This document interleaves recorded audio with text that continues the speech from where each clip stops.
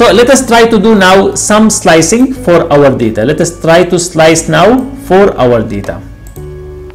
So this is our data. Let us try to see how to do slicing in all the ways. So first we are going to get the temperature. So let us assume that I just want the temperature column. In that case, I'm going to start with a data with the name of my object, and then after that square brackets, and then I just need to mention a temperature. I just need to mention temperature. T here is capital, so it is case sensitive. If I will execute now, as you can see, I am getting all the values related to that column related to only temperature.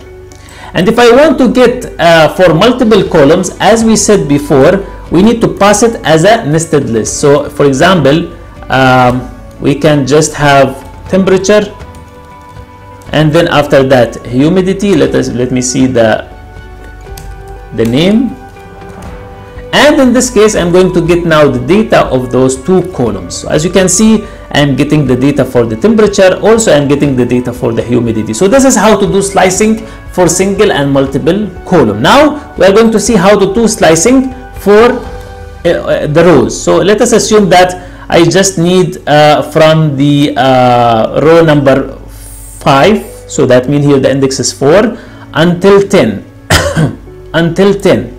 So from index 4 until row index 10.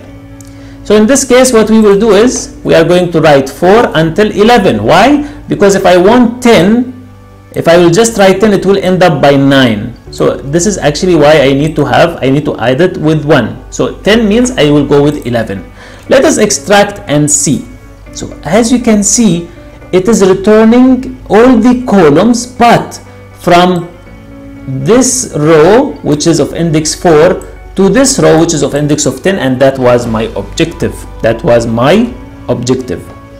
Now next, what we want to do, let us try to extract 67, 84, 51, and 41. Means we want to extract based on the column and based on the rows also. Let us try to do it. So data, and then after that I'm going to start with the row index. So since I want 67 and 51, so I need just those two rows. So I will start with 6, and then I will end up with 8. And then what I can do also, I can have another square bracket, and then I can mention that I want only a specific columns.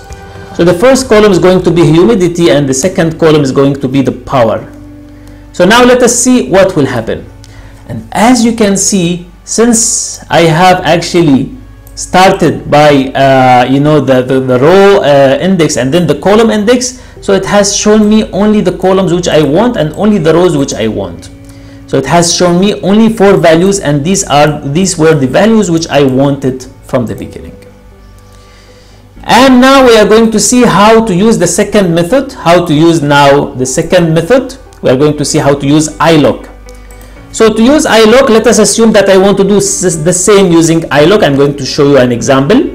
So what we need to do is we need to have first the row index and then the column index. The row index here is going to be again from 6 to 8, and then the column index is going to be 0, 1, 2. So I'm going to start with 1, and I will end up with a 3, because the third one, the index number 3 is not going to be printed. It will just stop with index 2. And as you can see, I was able to get the same value using the second way. Now I will give you another example also. If I want to get a particular column, let us assume that I want to get the humidity, or let us assume the motion only. So in this case, using iLock, what I can do, I can just keep it as column for the row, because let us assume I just need all the rows, and I just want to filter based on the column, and that column is the motion. I just need to pass the column index, which is 3. And in this case, I was able to I was able to extract all the rows for the last column, So this is the second way to do slicing or extracting a particular data from our project.